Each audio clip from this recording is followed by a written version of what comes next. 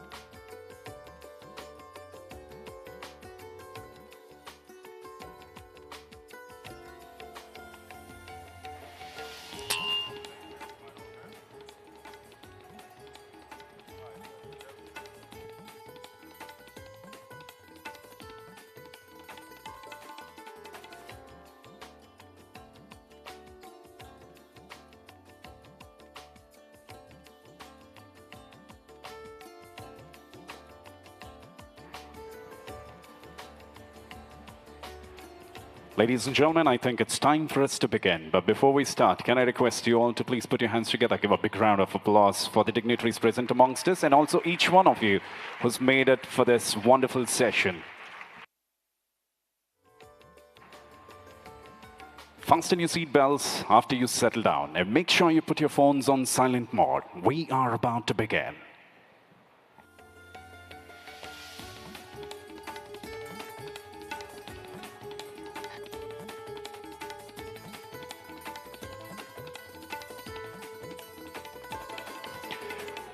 All right, ladies and gentlemen, once more, let's give a big round of applause to all of us. Good morning. Thank you so much for joining us for Global Investors Meet Karnataka.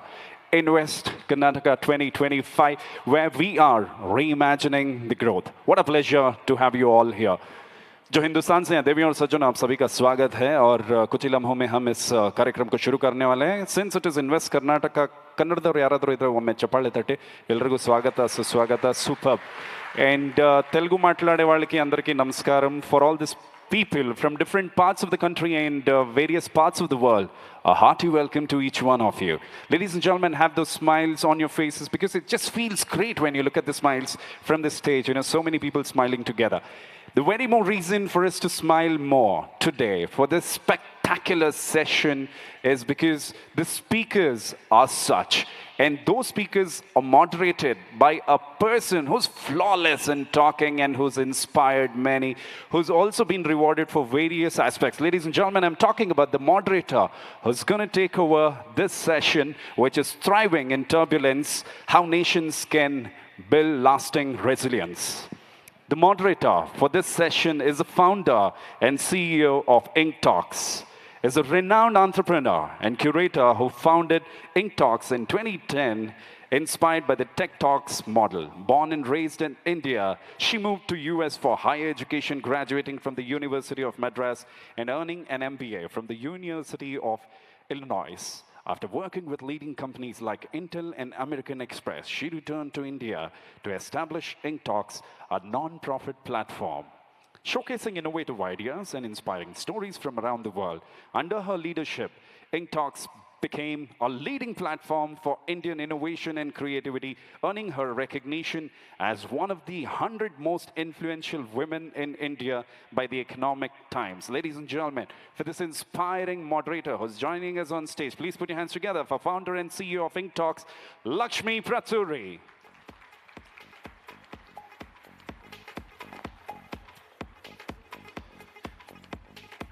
Thank you so much for joining us, Lakshmi. A great session, and you're flawless in your talks, and the stage is all yours, and you'll be introducing the speakers. Once more, ladies and gentlemen, let's hear it for Lakshmi. Good morning, everyone. Slight correction, I didn't go to University of Madras. I went to Osmania University, Bajaj Institute, IIT Bombay, Portland State University, etc., etc. But what I'm here to talk about today is my passion for showcasing amazing people and telling stories. I moved back to India in 2010 because I really believed that there is amazing work happening here and we need to tell the story in our own voices. So now, 14 years later, 500 talks later, movies like Padman, Skies, Pink, everything that has come out of the stories we have done. We have over 100 million views, and India is definitely established globally as a force to reckon with. For that, we are truly proud. And yes, let's give it up for India and all of you and the most amazing people that make it here and the most amazing people that come from all over the world to be part of our conversations here. So I always like starting with stories. We are talking about resilience under turbulence. So there's a story of a teenager who's going through terrible times, goes to the parent and says, I just don't know how to deal with this world. So the parent says, okay, let me show you. He boils, put hot water, he puts a potato in one, puts an egg in one, puts a tea in one. And then he says, okay, look at the egg. It's really hard to soft to start with, and it comes back as hard-boiled egg. So some people just become negative. And look at something like a potato. It goes in hard, but comes back so soft. You know, some people lose it. But look at the tea. It goes in, and because of the heat, it flavors the water and comes out as something that you can consume. And it's up to you how you deal with turbulence. Do you want to turn soft, hard, or do you want to change the flavor? And I think we have two people here with us. As we were designing this session, we wanted to invite people who have grace through the turbulence. It's not just about dealing with it and somehow coming out with it, but what do you do with it and how do you turn it into your strength? And I'm really thrilled to invite today two people. One is, and I'll tell you a little bit about why I invited them before I invite them onto the stage. The first one is George Papandreou, who is the ex-Prime Minister of Greece, who I have been privileged to be a friend for many years now.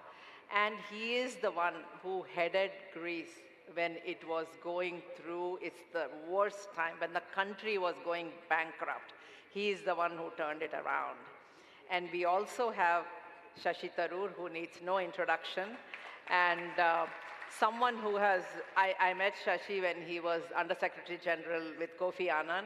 So we had an invitation to meet Kofi Annan, and I wrote immediately to his secretary and said, can you make sure Shashi Tharoor would be there? So when we went to meet with Kofi Annan, he joked saying, I know why you're here really, not to meet me, to meet my Under Secretary General. So that was in year 2000. I met Shashi, and it's been wonderful to see his, what can you say, journey. That's the only word to describe it. With that, there's no better leaders to talk about resilience through turbulence. George and Shashi, please join me. Ladies and gentlemen, please put your hands together for Shashi Tharoor and George Papandreou.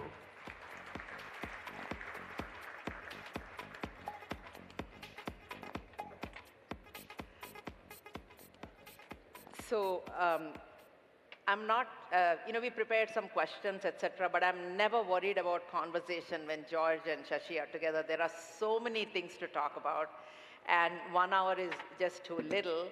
But I thought maybe I'll just start a little bit about each of you talking about the turbulences you faced. So George, I thought I would start with you and say that you studied in America. You're pretty much an American, and your father was in politics, and you went back to Greece, and you became the prime minister at probably the worst time in Greece's history in terms of when it was going through turbulence, as a company almost under the brinks of bankruptcy, and really turned it around. So tell us a little bit about what helped you, what made you come out of that. And we have come out of that. Thank you very much, Lakshmi, and very nice to be here, and with Shashi particularly. Yes, we have worked together in the past at a time when you were in the United Nations and almost became Secretary General. Yes. Which would have been quite an important, I think, change for the world, as India should be on the Security Council as a permanent member in sometimes. But yes, I was, of course, American, but I lived in Greece, and we went through a dictatorship. My father was in jail, my grandfather in jail. We went into exile in Sweden, in France, in Canada, and then the UK. So a bit of a gypsy life. That maybe helped me a little bit in dealing with the global crisis, because this was not a Greek crisis only. We had our problems. Greece, if you remember, the financial crisis started in the Wall Street. It was a banking crisis. It was a fraud, basically, of the bankers, and the unchecked capitalist development of capital, being able to sell bonds that were not really AAA. They were fraudulent bonds. But then when the banks were saved, the markets looked and saw, okay, then there's some countries that maybe have some big debts, and we were targeted by the markets, and that's when I became Prime Minister. So I took on a very difficult task of having to save my country from bankruptcy, but at the same time dealing with the European Union that didn't know how to, had never experienced it as a European Union, the question of a bankruptcy. Supposedly inside the Constitution of the European Union, we could not be bailed out. That was not a possibility, so we had to change things. But I had to deal with the markets, I had to deal with the bankers, I had to deal with the global situation, all eyes on Greece, lest we become sort of a black hole to bring everybody down. And at the same time, I had to comfort our own citizens who were taking the burden of this change. I think that my resilience was being able to understand as much as I could. And you know, in a time of crisis, well, you don't really have much time to study. I was not an expert in the bond markets, so you have to rely on what you've learned. If you have time, and that I think is important in resilience, and we are now facing a world of uncertainty, of unpredictability, of major changes, possibly for the better, possibly for the worse. And I think what we need is to prepare to be societies that can deal with crises, and that means, I believe, societies that are much more open, much more democratic, much more participative, and where we actually educate our citizens to be citizens. We don't do that very much. We educate for professions, but not for being citizens. I don't think any one leader, no matter how much we sometimes put our faith in a so-called strong men, I don't like the word because I don't really think that they are really strong men when they take all the power. I think we need to put our faith much more in trusting our citizens as a resource in dealing with resilience. So that's what I tried to do, make reforms in Greece such that would bring citizens to the fore. We actually had, while we were going through this crisis, I implemented a policy of, we called it wiki laws. What does that mean? You know what Wikipedia is. So rather than having us create all the laws in the cabinet and taking them to Parliament, I would publish all our proposals on the web and ask for citizens' input, and then come back to the cabinet and say, okay, here are our citizens' input. Let's see what our citizens say. And actually, the wisdom of our citizens was often even much better than some of our best bureaucrats or experts. So I believe resilience, if we were talking about resilience, we really need to make our societies resilient and ready for the unpredictability and a sense of solidarity and community and welfare in our societies if we want to be able to deal with the major challenges we have ahead. Yeah. Thank you. So Shashi, you've been at United Nations, and today the world has changed so much since you left. And what is the role of organizations like United Nations, WHO, NATO, all these things in preventing turbulence? A lot of these things are there. I mean, you've been at UNHCR, you've been through various things. I mean, all these organizations are there to contain turbulence across the globe per se.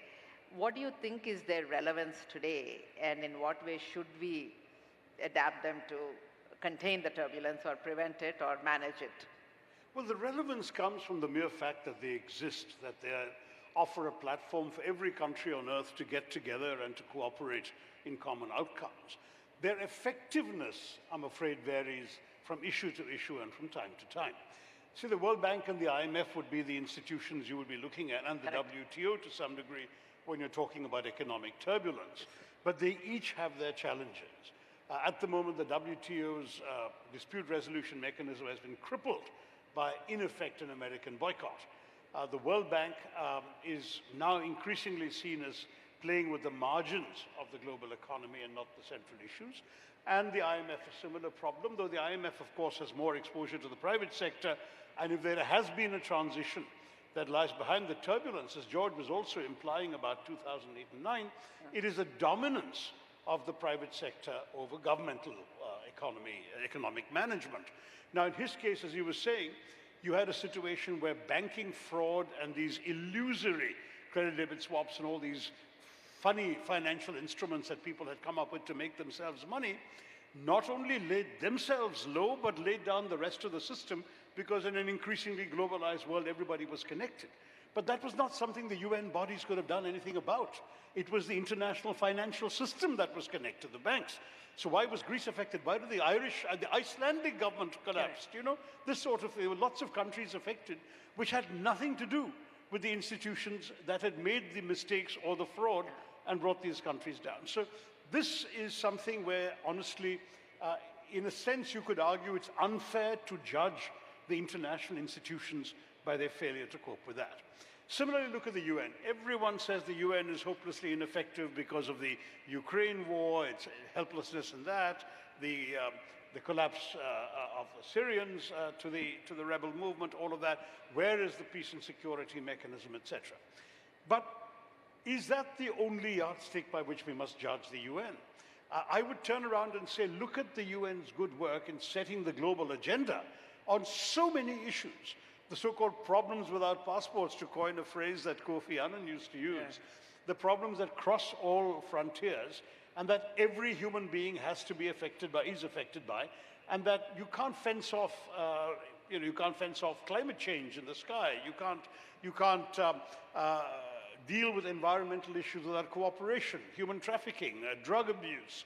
There are so many problems that require countries to cooperate, and the UN and its agencies are still the first port of call and the best port of call for all of that.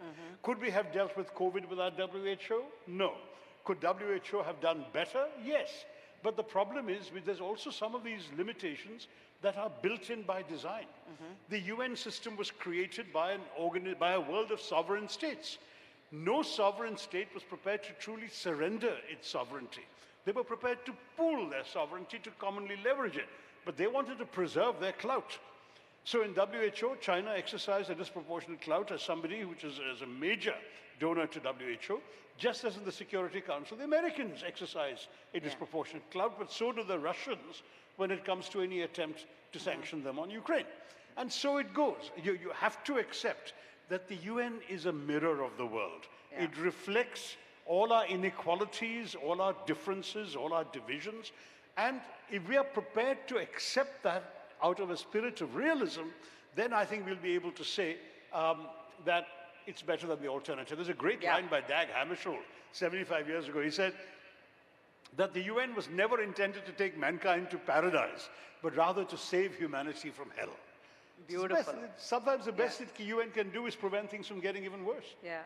And I think, George, talking about engaging citizens into what we do, I want you to talk about a couple of things. Once you were talking about how Ireland has done that in engaging citizens. And then, Shashi, after that, I'd love for you to talk about, you've been talking a lot about leadership without borders. Like it's sort of, if we have a problem, why should it be solved only by somebody from the same country? So maybe you can talk, George, first about how you've seen citizens being engaged in solving problems, and then we'll have Shashi talk about yes, ideas. I'm very much in favor of citizens being involved. I would like to add something and agree with what Shashi said. The institutions we have are, well, maybe begin a little bit further back, maybe to ancient Greece. Politics. What is politics? Now, sometimes it's considered a bad word, politics and politicians, but actually the word politics means being a citizen, and actually it means the possibility that we can imagine collectively our fate, and we can change our world collectively. So politics is using our common imagination, or collective imagination, for a better world. And how do we do this if we have tyrants, or we cannot. They would take the power. So then the ancient Greeks said, well, an innovation, the word was innovated. There were other maybe forms of ancient democracies, but the word of democracy was an innovation. If we think of democracy as an innovation, then we should think of our institutions. Can we design them? We have the power to design and innovate our institutions to be more effective in our world. And in the global level, as you said, these are institutions that have been created many years ago, but the powers that have changed, the technological powers, the globalization of capitalism, the movement of peoples and so on, have changed the powers, and private powers have become often much more strong than governments, much more powerful than governments, and sometimes capturing governments and creating, and that's what we had with the banking crisis. And it also means that at the global level, we have to see how we cooperate. As you said, no problems, these problems do not have passports. Well, when I was dealing with the financial crisis, I could not deal with this alone as Greece. This was a global issue. And I was talking with Europe, I was talking with the bankers. I had calls from Obama, from China, from Saudi Arabia, from many countries, wondering how they could help or what they would do in order not to make the problem bigger. And of course, climate and pandemics and migration, these are problems we cannot deal with alone. And Europe, of course, is a construction where we have given up sovereignty, not to lose it, but to strengthen our common will. So I think we need to think of this at a time when people are looking more inwards. We actually need to look more cooperatively.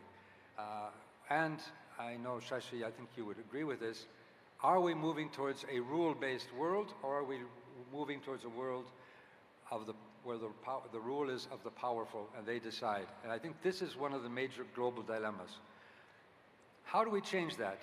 Well, that's a whole political struggle by nations, but by societies. Within our societies, I believe we can find ways to decentralize power by giving more voice to our citizens. And I think some of the frustrations we see with the growth of demagoguery, I like that word better than populism, is the fact that people feel frustrated. They're not being heard. They are not being involved.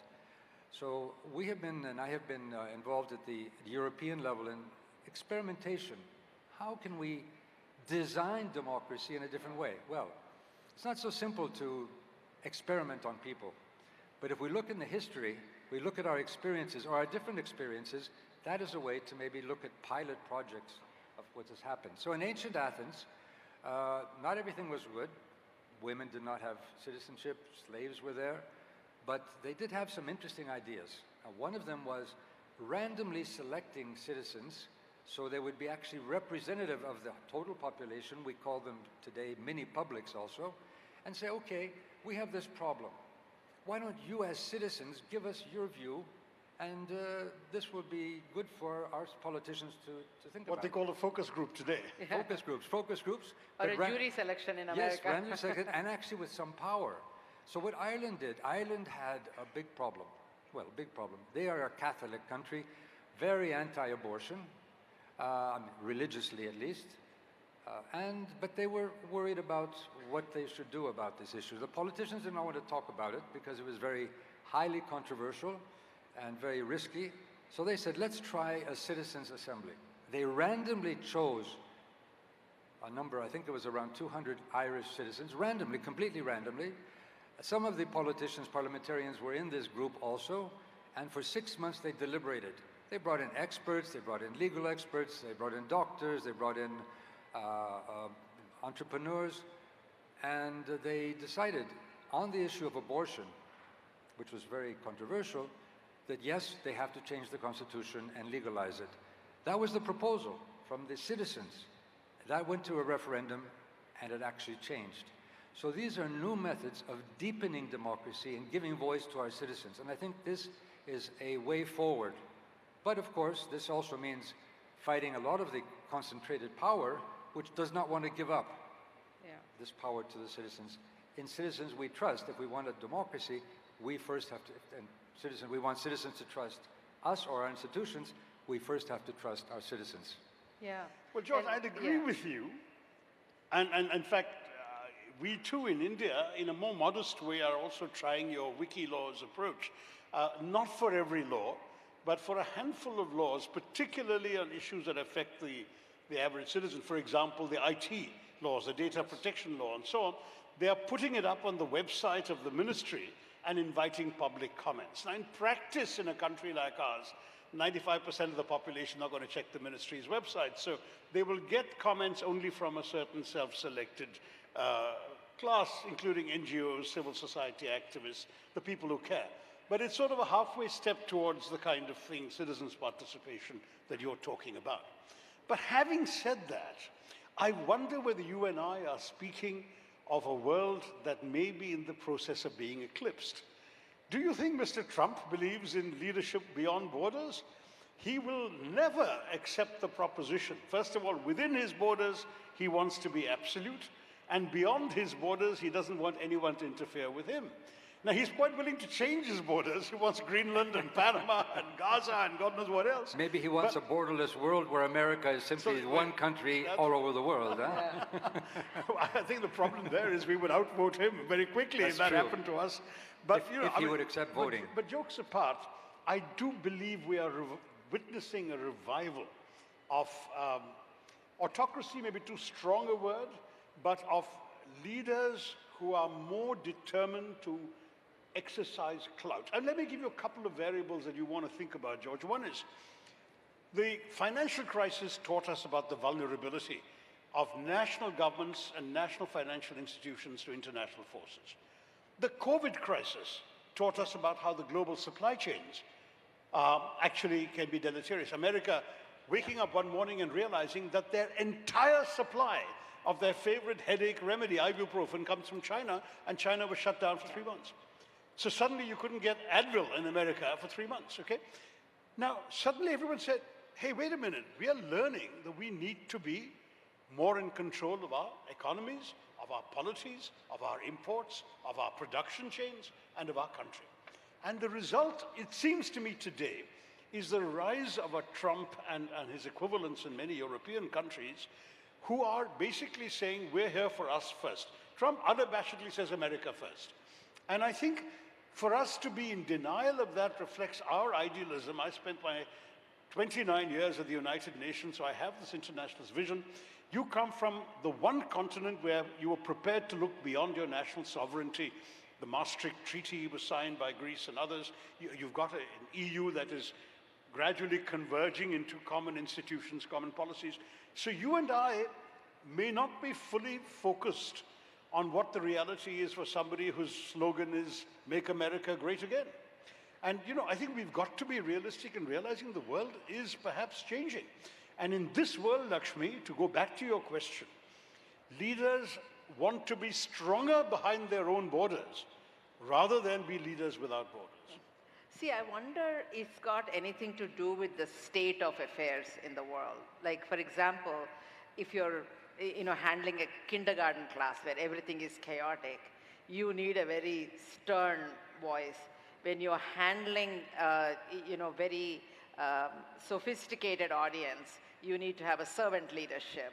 So it all depends on which end of the spectrum. Is it that most of us are feeling that, my God, the world is going out of control now, and look to somebody to solve it? I mean, are we in that stage where, whether we like it or not, when a majority elects somebody and there is a certain behavior, is it showing what is happening in the world? And I mean, we can say we have nothing to do about it, but I think it'll be interesting to see, is it like, I mean, for example, in America, so many people losing their jobs to something outside, and so many people feeling that these foreigners are richer than us, and so many people feeling like, hey, I have no recourse. Yeah, why are we voting for elites that are shipping our jobs off to Shanghai and Bangalore?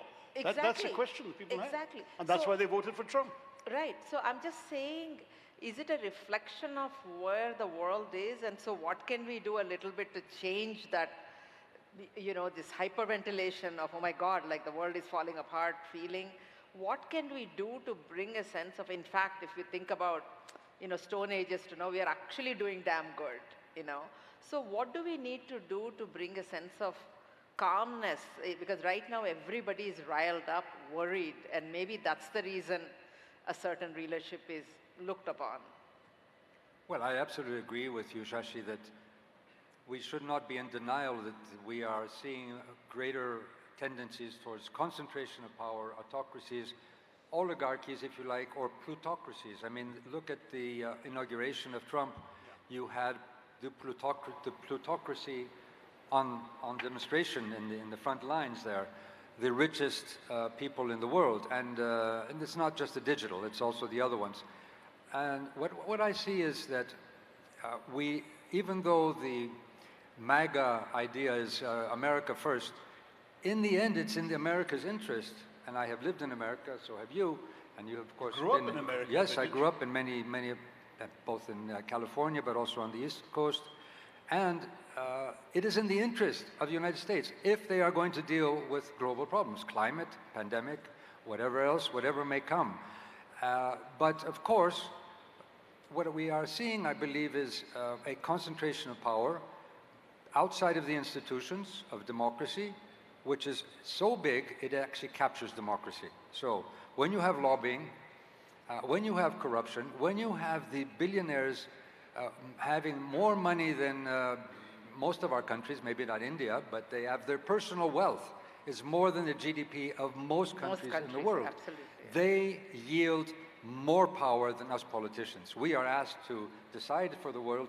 They actually have the power to decide or even corrupt decisions and capture decisions. When that happens, there is injustice.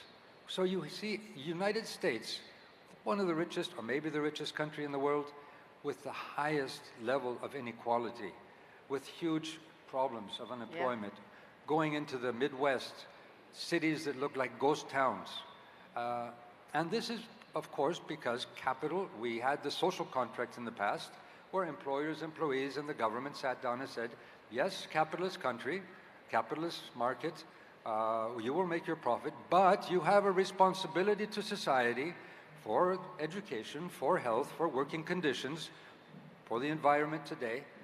Now, when capital flees in a globalized capitalist economy, it has no responsibility to its country. When I was asked to tax by the IMF, to tax my citizens to deal with the debt, I said to them, yes, I will, but can you tax the rich? They said, yes, of course. I said, yes, but they move. They go to tax havens, they go out. So I will have to tax the middle class and the wage earner, and that would be very, very, and that's what happened, of course, and that was very unjust. When you have that injustice, that creates anger towards the system, and this is where you have these demagogues creating a sense of I can be decisive, but decisive for whom? Decisive for the people or decisive for this oligarchy? And that is what I think Trump is. He is decisive, but he's decisive for the oligarchy. He will face a wall. Now, when these people, these autocratic leaders, when they face a wall, what do? When they face a country, they find a scapegoat, and the scapegoat will be the Chinese, the Indians, migrants. It will be you know, some other problem, or it will be, you know, the internal enemy or LGBTQ. And I have seen this in Europe with Hungary, for example, and Orban. He has become the oligarch leader of his country, but his facade is, we don't want migrants. They don't even have migrants in Hungary. We don't want this, you know, these bad European laws about human rights and so on. That is his facade.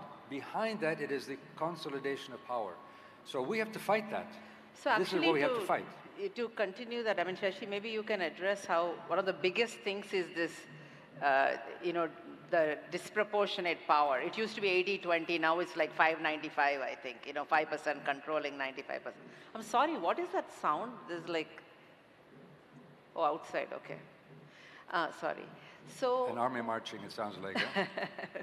So what can we do, maybe in India, what can we do to create a more equitable society? Because I think most of the problems, I think he's right, come from inequality and huge. And in India, at least in the last 20 years, because of IT, you see it, there's more middle class than ever before. Is there stuff in India we can do by watching all this to create less inequality? Well, as you know, the Indian answer is redistribution. I mean, both George and I come from a kind of social democratic orientation. And the truth is that this business of saying, yes, you can conduct your business, grow and prosper, but the revenues you give us, and you better give us revenues, will be distributed to the left out, the marginalized, the weaker, so they too can participate in the fruits of growth. I mean, that's basically the approach that we all have. And in India, this means, because people have so little at the bottom of the pyramid, that you have to redistribute. I mean, why is it that Mr. Modi's government is boasting about giving, you know, 800 million people free food grains? I mean, that's actually an admission of failure, that we've not been able to empower them enough that they can afford to buy their own food grains, and that you have to give it to them. But it masks a whole lot of other things. Now, the other question is, are there other paths to equity? I've been very well behaved politically in not drawing a parallel between what George said about Mr. Orban and what we could say here about the BJP government in terms of their increasing. So let's talk about the future. Where can we go? But I'm just saying, Yeah. there is very much a sense that governments in many countries, okay, let me not, but you can certainly name Hungary, Turkey, India, and many more, possibly a more extreme example would be Beijing and Mr. Xi, that they are essentially determining that autonomous institutions, participative institutions, and so on are only okay in as much as they can control them. And that control is more important. But in all fairness, at least to Orban and Modi and Erdogan, they're getting elected despite doing that. The public, in other words, seems to be privileging effectiveness over equity. You're talking about how do we promote equality. The public is turning around and saying what we want is effectiveness from government. So that's the real answer. You need a government that both encourages equality, but is also effective in addressing the core issues of the people and of the economy. And this is something all of us need to learn, whether in government or the opposition in India. When we are in power in a state like Karnataka, we have to be effective in Karnataka. We have to address the problems of the people. And then we can more credibly oppose those policies of the central government that fail to do that. Equally, the central government gets a free pass from the voters for some of their excesses in hollowing out the autonomous institutions and so on, provided they deliver. Provided they deliver the redistributive policies, provided they look after the Aam Aadmi, the common man, all of that stuff. Then people are saying, fine, we'll let you get away with it, so long as you deliver. The moment you stop delivering, we'll vote against you. Now, that's the one check and balance that democracy offers.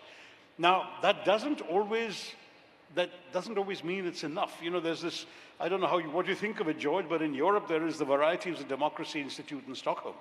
And they issue an annual report, and last year they downgraded India from a democracy to an electoral autocracy. They're saying, yes, you have free and fair elections, but once you've elected your leaders, they can conduct themselves as autocrats. And that is not democracy. Now, that's not true in Greece yet or in Europe, but it's probably not too far removed from what you're seeing in Hungary or Turkey. Well, we have our problems in Greece too, so I wouldn't want to make it, even though we are the birthplace of democracy and you are the biggest democracy, so we have this connection. But we are seeing an erosion of democratic norms. We are seeing the concentration of power. And it's not just in people who are in government, but also the whole economic situation where oligarchs basically influence government and are in cahoots with the oligarchs, and this concentration. And when we talk about efficiency, that's what our citizens need. They want efficient governments, but if they only hand it over to governments or to the top people there, after a while, this power can be concentrated and they become less efficient, I believe. Efficient, at least, not efficient for citizens, not efficient for the average citizen, because they are then beholden to these other powers. I mean, if you look at in the United States, to become an elected official, you have to have millions and millions of dollars, and you have to go around asking for contributions to be elected. So who can be elected? Either you have to have a lot of money yourself, you have to be well known possibly as maybe a star in Hollywood or something, or you have to ask for money from donors who then you are beholden to. And of course, corruption can be part of this too. So this is one thing I am seeing around the world, unluckily even in my country too. That was one reason why we had the financial crisis. The financial crisis wasn't just because we were overspending. The money we were spending by the previous government I took over from was given to the friends of the government and not spent well. So the people's money was not spent in the public interest. And that is what efficiency should be, a democratic efficiency. One thing I did, which was again inspired by the ancient Greeks, what they did in Athens, when they had some public money being spent, they had to write it on the wall. There was a marble wall, they had plaques, and you could, as a citizen, go and take it to court. So every single resource, every single expenditure was written on the wall. So I said, how do I take that ancient concept and make it a modern concept? I said, well, we have the web. So let us make a law. I made a simple law. No expenditure, whether it's central or local in Greece, is legal unless it is posted on the web. Now, that initially people didn't really understand it. Today, that is where everybody gets their information. And that immediately starts to break the corruption and bring more transparency. It's not enough. But what I'm saying is that we need to understand the problem that our democracies are going through. We are actually seeing the lack of democracies. People say, can democracy work for us? Can it do well and so on? Actually, I don't think that we are real democracies. If you look at the United States, it's become a plutocracy. And going back to the concept of democracy, when the ancient Greeks coined the term, one of the basic reasons, there are many reasons to have democracy, one is to have non-violent solutions. So we discuss and debate and we vote, that's non-violent. We find compromise. But another one was not to have concentration of power. Democracy was not to have, so when we're seeing so much concentration of power, basically we are seeing the undermining of our democratic institutions and our democratic prospects, which means taking the voice away from you, and you can vote every so many years, but that's about it, and you can tweet or you can do this and that, but that is a false empowerment. That's not a real empowerment. So, at the end of the day, we all agree that however flawed, democracy is the best of the lot that we have going, and it has its problems, etc. But if we can look at it from today and say, we are also saying citizens, human resource is a really, really big part of that. So for us to have an effective democracy, for us to continue, the thing that amazes me is that no matter what we say, at least in India, the people know what's going on. When they vote, people know what they do. People show up actually to vote. So whatever it is, it's flawed, whatever it is, that's the best system we got going. I would like each of you to talk a little bit about the biggest resource we have, which is the human resource that we have. So for us to have an equitable world, forget democracy, autocracy, whatever it may be, what are some of the things we need to do with our human resource to better educate them, to better have them question things, and especially with this social media, people are blindly following things without questioning anything. So how do we make sure we invest in our human resource? Because I think once that gets better, everything else gets better. So right. What would you like to say about resilience? Education and skilling are the two obvious answers. We actually conducted an amazing experiment by granting the vote to a country that was only, in those days, 16% literate. So 84% of the people in this country were illiterate when they got the vote. And there's been no precedent for that anywhere on the planet. Today, obviously, the numbers are different, but we're still not 100% literate. Yeah. And nonetheless, people have been able to exercise agency through the vote. Now, I've always argued, and this is not a new argument, I must have first published it 30 years ago, that as our electorate becomes more educated, they will demand more of their politicians, and that we will move away from a politics of identity to a politics of performance. Too much of Indian politics, as you remember, in the 60s, 70s, 80s, even early 90s, or even 90s, became reduced to voting for people of an identity you could relate with. So if you cast your vote, you vote your caste. Vote your caste, yes. Or you nowadays increasingly with the BJP, there's a message that is often anchored in a religious community identity. Now, this sort of thing has obviously severe limits, because if you're voting for somebody because you share an identity in common with him or her, you are no longer asking the questions, is she good for me? Is she good in terms of the policies that I believe in?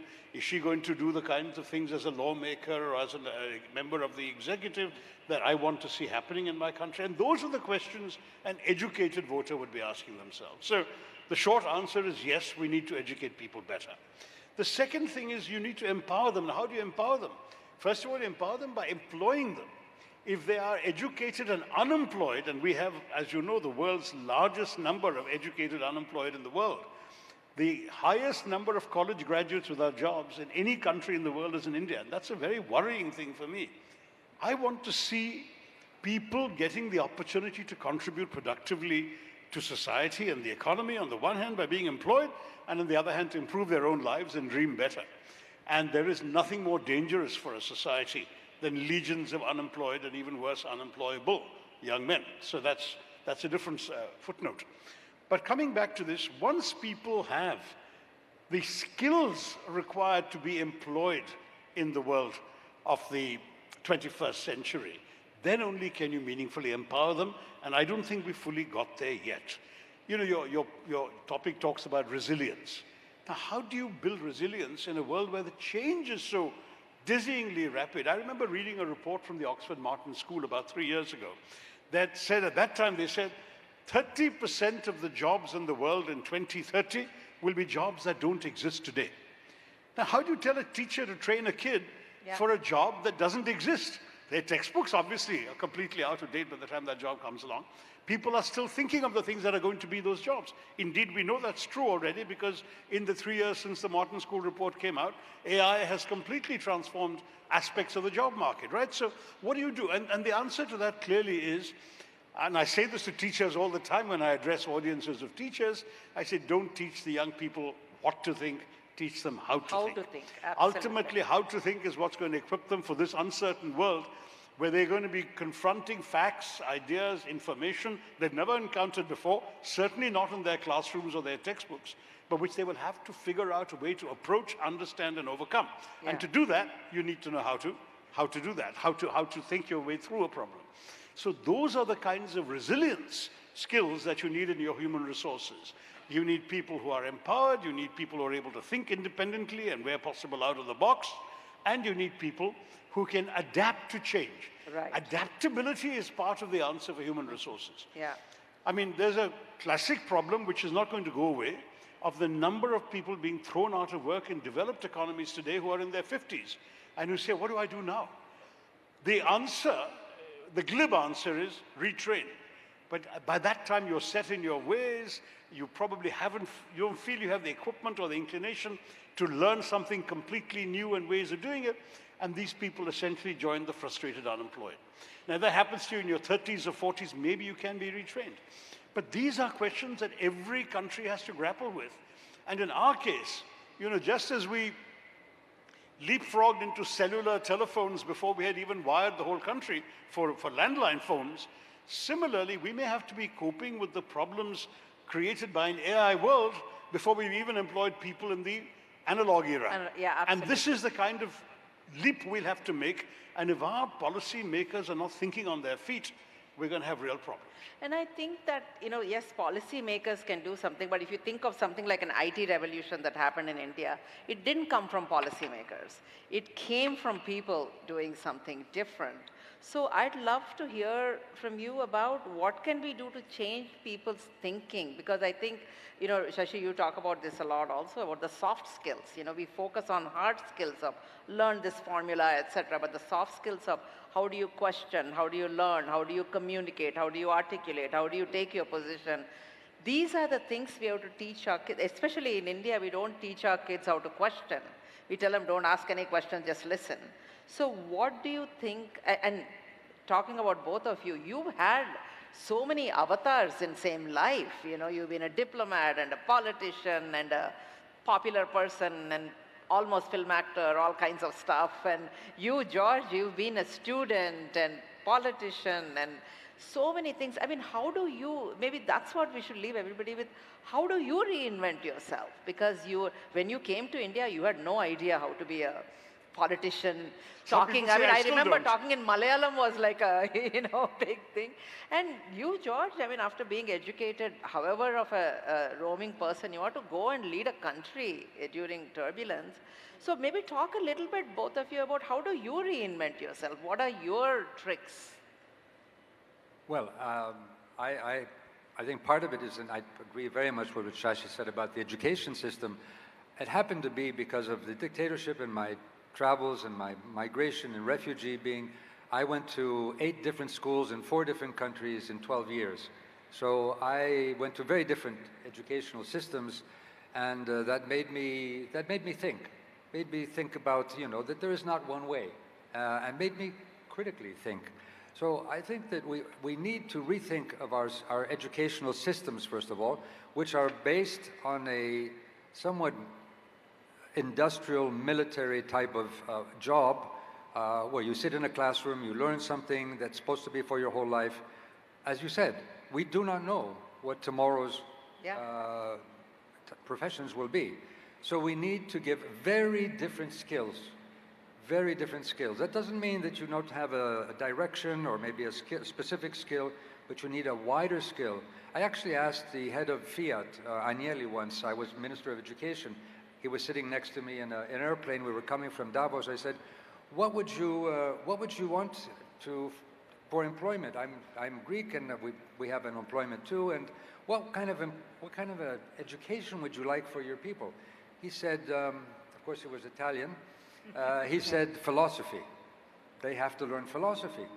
And I said, well, why philosophy? He said, well, they open up their horizon to everything. They can think of new ways. They will critically think and so on. So can we create critically thinking Liberal citizens? arts. Yes, but that is also linked to democracy, because if you have critically thinking citizens, if you have people that are resilient, you will have people who will criticize power, and that's very good, and they will see the wrongdoings, and they will be able to articulate this, and the vice versa.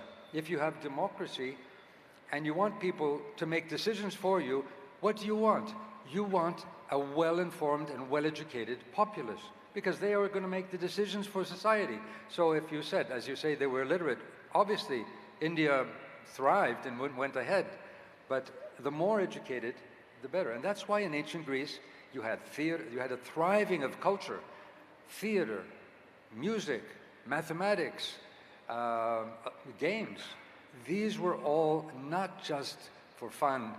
This was also a training of a citizen. Theater, if you read ancient Greek theater, it is mockery very often of the power. It said, okay, these powerful people, they think they're special and so on. And there was a lot of mockery, so it really was developing a sense of citizenship and a responsibility of citizens towards society.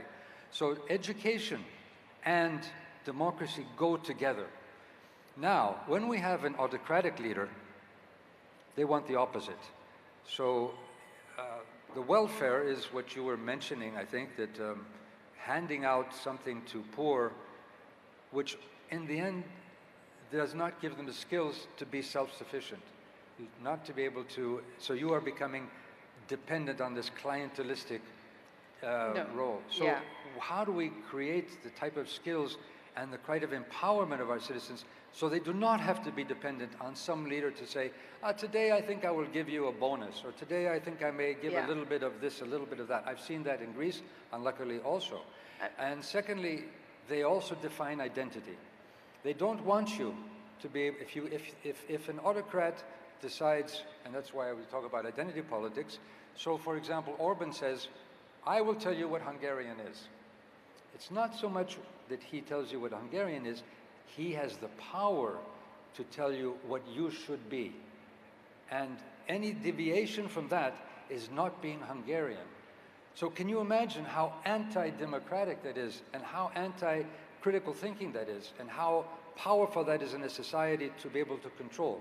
Well, he should be saying, yes, being Hungarian can be a myriad of things. I mean, India, of course, is so diverse. But if you build on identity, and Amartya Sen has written a very, very beautiful piece on identity and violence, where he says we must accept this diversity, of course, with some basic values for all, because this, in the end, is what a democratic society is, and it also is a society which can accept differences, can accept debate, can accept critical thinking, can accept, actually, that we can compromise, and we don't have dividing lines which will end up in violence. I mean, I agree with you that I think the whole basis of this is an educated population is a better population. So, you know, Shashi, I know when you first came, you did, like, for example, in Kerala, just teach people English, because you felt that it's probably, not probably, in India, the most educated state, but people were not getting jobs because their English wasn't good. Sometimes it could be a soft skill like that that's important. So I just want to talk a little bit about what kind of soft skills should we inculcate in our children so that they are better prepared to ask questions and not just be sitting there, you know, accepting things thrown their way. Well, we just have to encourage it. I'm frequently talking to schools and college teachers and saying, listen, don't just tell the kids, if they ask you why something is, that it's always been that way or that it's in the textbook. Try and explain. And if they ask you why not, however absurd the question may be, it's only by explaining why not. Why can't the sun rise one day in the west? I mean, you have to explain. And that's how they learn to think and to distinguish between what's feasible, what's not, and imagine things out of the box. I often tell the story of these. I wear glasses barely 5% of the day. And so there was a time when I would constantly lose, break, misplace my glasses. And I was complaining about it. And I said, well, for 150 years, they made glasses to sit on your nose and hang on your ears, and I find that uncomfortable, especially since I don't need them most of the time, so I don't know what to do with them, and that's why it goes wrong. So he says, I'll find you a solution, and this is what he found. This is great, because what is this? This is very simply, it stays around my neck all day long. I forget it's there, but I don't lose it, I don't misplace it, I don't have to find a pocket or a drawer for it. And then, when I need it, the 5% of the day that I need to look at a distance, I can just do this. 2 magnets in the middle, clicked in place. I can see you guys in the back. Hi, and there we are. Now, why is this new? It's simply because for 150 years, no one thought of it. Suddenly, someone did. And why can't you, therefore, reimagine pretty much the things that you thought couldn't be reimagined? Imagine if a kid 10, 15 years ago had talked about why do we need fuel or petrol for a car? And the teacher impatiently said, I'm sorry, that's the only way a car will move. You've got to get the engine to move. The motor needs it. You have to do it. And then that kid happened to be Elon Musk, and he went off and thought about a battery instead of a petrol engine. The point is that you can't and shouldn't discourage seemingly absurd questions, because it's from those completely sort of unimaginable, out-of-the-box kind of ideas that innovations come. Yeah. I mean, in my own lifetime, the changes I've seen, George and I are just born a few years apart, and we have seen a world which gave us, for the first time, everything from computers, personal computing, the internet, mobile telephony, satellite communications, the ability to watch events in real time halfway across the globe, the ability to speak halfway across the globe for free. Look, when I went to graduate school in America, it cost me $12 a minute to call mom. I didn't have the money. I couldn't do it. Today, it's free on WhatsApp, right? I mean, so you've got transformations that we couldn't have imagined when we were becoming adult. Yeah. And the truth now is, there will be, for today's children, the same thing. Things I can't even dream of, somebody will dream of it and find a way to make it real, and it's going to happen. So again, I would stress the importance of adaptability. You asked about us and our own experiences. I've had to adapt a lot. Yes, I adapted to making 17 speeches a day in Malayalam after never having used the language for decades while I was internationally engaged. And it was fun, because in the initial stages when my Malayalam was still inadequate, and my opponents thought that's how they could defeat me. But I said, look at this guy, he can't even speak our language properly. He's used to sitting in New York in an air-conditioned office in a 3-piece suit. How can he represent us? And I would go to them and speak to them in Malayalam, and wearing Malayali clothes for the hot season of the election campaign. And I would say, you see that my Malayalam isn't great, but it's good enough to understand your hopes and your needs. But what's more important, I have the English and the Hindi to express them in Delhi, to get things done for you. Speaking good Malayalam in Delhi won't get you very far. And that clinched the vote. I won with a record majority. Yeah. So even these things, there are ways that you can deal with them. And ultimately, effectiveness is what matters. Yeah. If you're going to sit there and be ineffective, no one will want you back. I agree. And I hope the proof of the pudding is that I came back 4 times. Yeah. I mean, I want to keep trying to do it. But congratulations. I know, George, actually, we're talking about, even there's a certain sense of humor in dealing with that also, and a certain practicality. We should end on the story you said earlier about, this is Shashi's favorite topic also, talking to the British government about how much they stole from each of us, etc. And you were having conversations with the British government about returning some things to you guys. Can you tell us about your conversation? The Elgin marbles, Parthenon marbles. Yes. Well, this may have, we have this in common also. I think we have many other things too, but I know you have been fighting for the return of many of the artifacts from the colonial times here in India. And when I went to the British Parliament to vote, to promote the idea of the return of the marbles, so the Parthenon is in the middle of Athens, a beautiful building from the time of Pericles. And Elgin, Lord Elgin, came to then the Ottoman Empire, stole most of the beautiful statues on the fresco of the frieze of the Parthenon, and took them to London. And there they are for more than a century. He also showed up in Calcutta, I'm sorry to say. He did also. Okay, so he has a story of this colonial. There was an Elgin Road in Calcutta when I was growing up. Okay, so I'm sure the Greek consul wouldn't have been happy to see that. Sorry, God. No, but this is a common history in a way. And so I went to the UK Parliament to talk to the special committee on the return of artifacts, and I said we need to have the return. First of all, it's one monument, so you can't have half of the monument in Athens and the other half in London. And one of the parliamentarians said, well, you know, it's very good in London because we look after it better. Well, that's one of the things, and that's why we created the Acropolis Museum, which is a very beautiful museum. I welcome you to come and visit. And but another one said, well, you know, we have so many tourists in London. So many people see it, while they will not see it in Athens. And then the response was, well, maybe we should take it to Beijing, where they even have more people there. So this is, I think, something in common. But I would want to go back also to the education issue and maybe the resilience, which I believe is of great importance. Yes, we need to change our education system. Let us think of a school. We think of a school as sort of a little bit outside. You know, it's a parallel to what's happening in our society. We need to bring societal problems into our schools. It sounds a bit controversial, but if our young students don't discuss the problems we have in our society, and then be able to discuss them, and discuss the conflicts, and discuss the difficulties, and discuss the dilemmas that we have in our societies, that is how we will make them citizens. And that, of course, does not train them only in special skills that are for professions. It is training them to be citizens of tomorrow. Can we see a school a crucible of our future society? Now, I also believe that we have ways to have a resilience through innovation. Because innovation, as you said, it has to have an open mind. But to have an open mind, you do have to have a democracy in the end. So China may be very innovative, but they are basically, I believe they are taking a lot from what they see from around the world and replicating it. But I think we can be much more innovative. And the more we are democratic, the more we are resilient, because we are allowing for new ideas, and absurd ideas, as you said, which in the end are not absurd. Or some may be, and say maybe not. And we also are allowing people to take a risk. What you were saying also, I think, and that's part of the being resilient, or part of being reinventing yourself, you immerse yourself in a very new environment.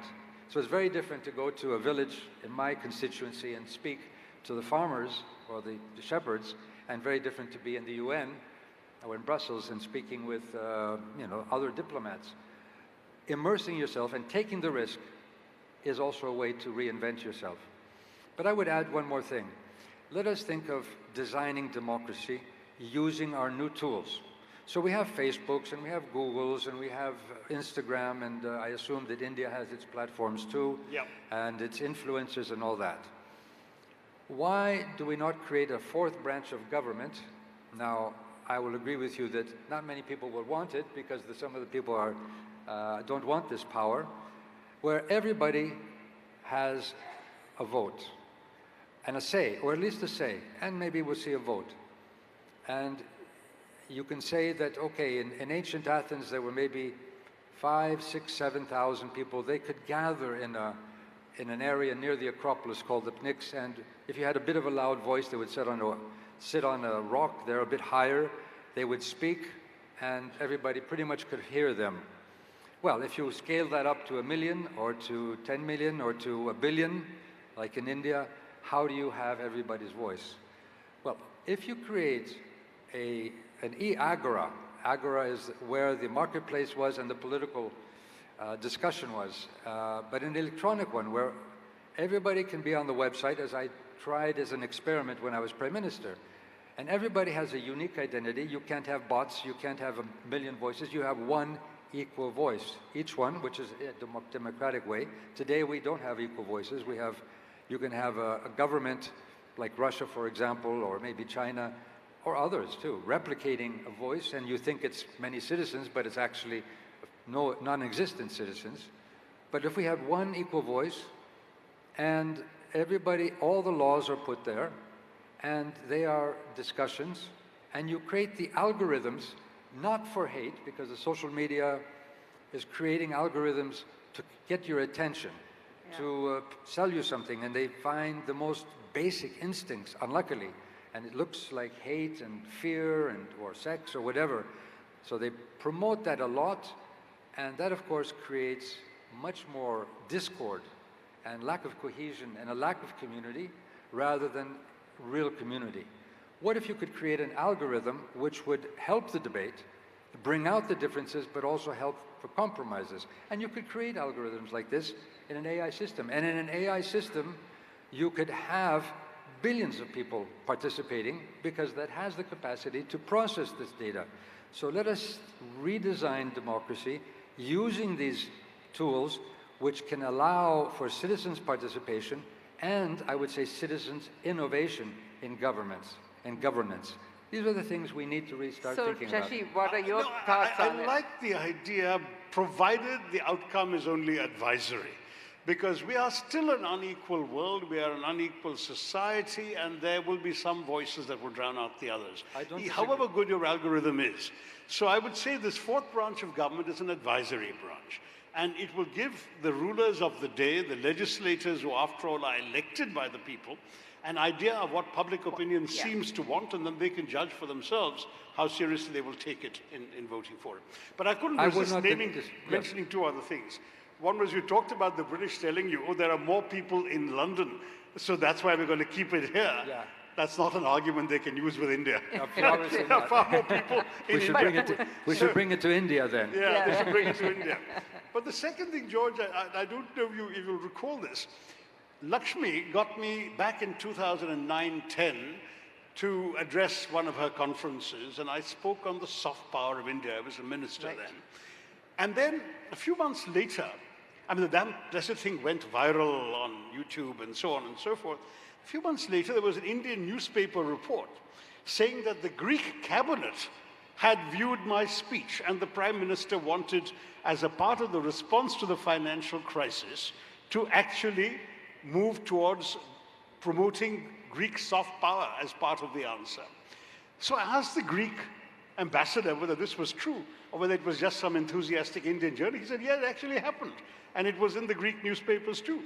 And you must have been the Prime Minister at that time. I was the Prime Minister, so what I would do, I looked around. We had, during the financial crisis, I think not only the Greek people, but the cabinet was even in more of a crisis. Because every day we had, where are we going bankrupt? What is, who tweeted what, you know, what the markets are doing, what are the bonds like, our interest rates. So people were very nervous, and of course the cabinet was tasked to cut, and reform, and there's a huge burden on them. So I had to do cabinet meetings 2 or 3 times a week. I don't know, I think that no other government has had so many cabinet meetings, and it was a bit of a group therapy also. So what I would do is I would bring in TED Talks before. It was a TED Talk, yeah. And I would have them, it was a TED Talk, right. So I would have them listen to a TED Talk and sort of lighten the atmosphere, but also give a bit of inspiration. So Sashi here was a great inspiration for us. Thank you very much. So the three of us were united all those years ago. That's right, that's right. It's a reunion after 2009. So I just want to wrap up by saying that I think this conversation can go on forever. But I think at the bottom of it, it's sort of, I don't know how many of you, sorry, no questions right now. How many of you saw Three Idiots? There's a scene where the guy goes for an interview and the person says that, "Arey yaar, we are willing to give you the job, but you have such an attitude, you know, like, would you like to tone that a little bit?" And then he says, sir, after great work, I got this attitude. So you can keep your job, but I really want to keep my attitude. And I think, one of the things you both talked about, whether it's a soft power or being able to question, is that attitude which has a combination of hope and humility and humor and fearlessness. And that's what we hope our next generation can have, because it's only in our ability to question, in our ability to have hope and keep moving forward, which is what both of you have done tremendously. You both live very public lives, and we know every dip and up in your lives like under magnifying glass. But still, you both are here giving such amazing conversation. Thank you, George, for coming all the way from Greece, and thank you, Shashi, for making, I know what a busy schedule you have. Thank you for reuniting me with Yes, George. thank all of you. Thank you so much for all of you for being with us. Thank you very much. And I just want to say, Shashi is an inspiration because, when you're in politics, there's a big pressure to go for power. And if you don't get into power, you are somewhat disappointed. But I think what Shashi is showing here is that whether you are in or out of power, your voice matters and you can serve.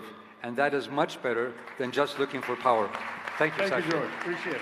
And I do want to leave us with the power of stories, because the only reason why I brought TED to India and did all that was there are amazing voices in India that need to be heard on a global stage, because that can really change. Who would have thought a talk that I had to convince someone to do on a stage in India would be heard in Mysore, would be heard by somebody in Greece in the middle of their problems, that provides a certain solace. So this is the power of stories. And I think I urge everyone to listen and talk and tell the stories and learn how to say it. And we need to know how to tell our stories constantly. So give the stage to listen and tell the stories, which for us at Inc., I just want to wrap up by saying, Inc. stands for innovation and knowledge. So one of the things we say, the reason we do this is that there's a quote I heard, actually there are two quotes. One that says that, there's an African saying that said, unless the lions start telling the stories, the story will always be of the hunter. So we better tell our stories, otherwise National Geographic will tell our stories. And the second thing is there's a quote that says, life ought not to be measured by the number of breaths we take, but by the number of moments that take our breath away. But the number of moments that take our breath away. So if that's true, we should be all greedy of collecting amazing moments. And we call it billionaire of moments. And we say everyone we invite onto a stage. The stage is a sacred place. Storytelling is a sacred activity. And everyone we invite is a billionaire of moments, because that's the only wealth that matters. So I think today we had amazing billionaires of moments on stage, and this is truly the wealth, Lakshmi, that we all can hope to have. Thank you. Well, I'd like to hold you back for a last minute. Certainly, this has been the most interesting panel for all the 3 days we had at Invest Karnataka. If you agree to it, put your hands together, give a big round of applause. Honorable Minister, the way you were noticing the audience while you were answering to the questions of Lakshmi was commendable. You were making sure you were watching the audience if they are being interested or not. And the way you came to power and that small glimpse of the glass and all, wow, that was just amazing. I think you loved it too, right? Give a huge round of applause to our Honorable Minister. And Sorry, George, one thing I have to say, this is when we had a gathering, Meera Nair and Shashi came together. They both were classmates for theater. So there is a theater background in Shashi's life that helps a lot. yeah. Sorry, go ahead. And George, the way you got into the country as a president, and then the way you prime minister, and you changed the entire circumstances there, is just commendable. Thank you so much for joining us and inspiring us. I really wonder, is this your first time for the country? No. In India? Many times. But First here, time to Bangalore. First time in Bangalore. Wow, we'll make it memorable. In our country, the guest is considered to be as God, and we'd like to say one loud namaste with the hands closed together for all the dignitaries on stage at the count of three. 1, 2, 3, go.